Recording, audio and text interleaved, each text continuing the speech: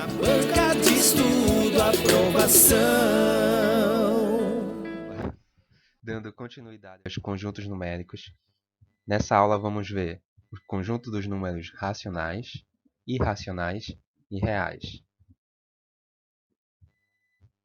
Números racionais.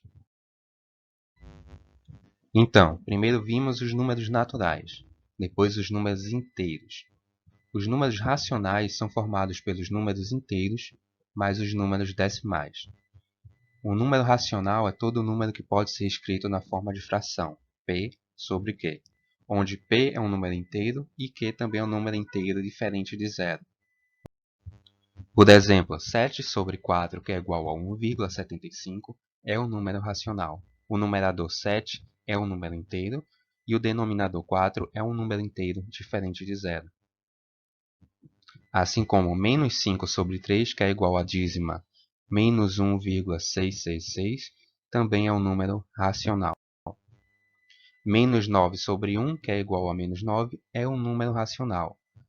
E assim, todo número natural e todo número inteiro também é um número racional.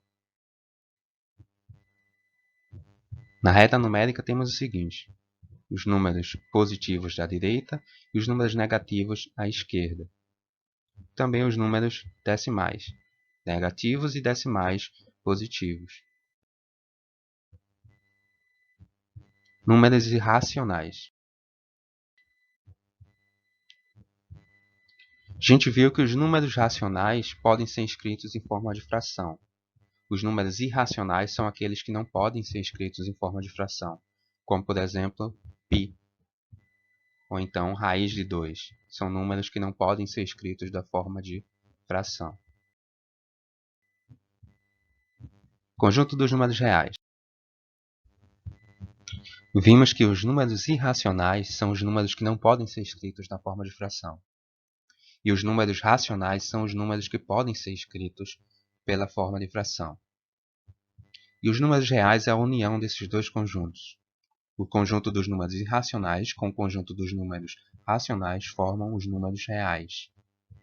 Por exemplo, se temos 2, 2 é um número natural, portanto, é um número inteiro, é um número racional e, portanto, real. Menos 6, menos 6 não é natural, mas é um número inteiro, então é racional e também real. 3 sobre 5 não é natural, não é inteiro, é racional e é real. Menos 1,8 não é natural, não é inteiro, é racional e é real. Raiz de 3 não é um número natural, nem inteiro, nem racional. É um número irracional que não pode ser escrito na forma de fração. E é um número real. Os números reais respeitam as seguintes propriedades de adição e multiplicação. Propriedade do fechamento. O que quer dizer a propriedade do fechamento? Na adição, se somarmos dois números reais, o resultado também é um número real. Na multiplicação, se multiplicarmos dois números reais, o resultado também vai ser um número real.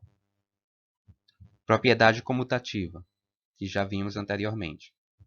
Associativa, que também já vimos. Elemento neutro, que também já vimos. Na adição, o elemento neutro é o 0. Na multiplicação, o elemento neutro é o 1.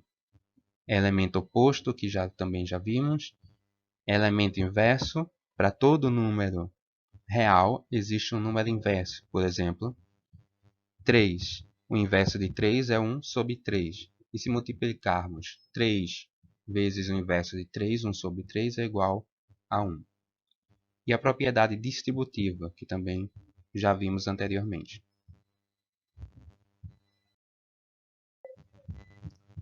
Questões. Questão 1. A questão 1 é a questão do Enem de 2017. Então, pause o vídeo e tente resolver antes de verificar a resolução. Vamos lá. Uma pessoa ganhou uma pulseira formada por pérolas esféricas, na qual faltava uma das pérolas. A figura indica a posição que estaria faltando esta pérola. Ela levou a joia a um joalheiro, que verificou que a medida do diâmetro dessas pérolas era 4 milímetros, e em que no estoque as pérolas do mesmo tipo e formato disponíveis para reposição tinham diâmetros iguais a 4,025 mm, 4,100 mm, 3,970 mm, 4,080 mm e 3,099 mm. O joalheiro então colocou a pulseira na pérola cujo diâmetro era o mais próximo do diâmetro das pérolas originais. A pérola colocada na pulseira pelo joalheiro tem diâmetro em milímetros igual a letra A, 3,099, B, 3,970, C, 4,025, D, 4,080 e E, 4,100. Então basta a gente comparar aí qual desses valores é o mais próximo de 4 milímetros. Na letra A, 3,099, basta a gente pegar 4 menos 3,099, que vai dar 0,901.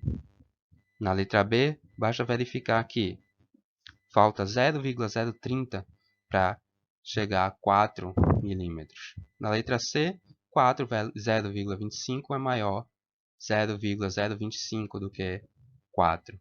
Na letra D, é maior 0,080. E na letra C, 0,100. E é fácil verificar que o menor, mais próximo do valor de 4 milímetros é a letra C, 0,025. Questão 2. A questão 2 é uma questão de 2018. Então, dê uma pausa no vídeo, tentem resolver antes de verificar a resolução.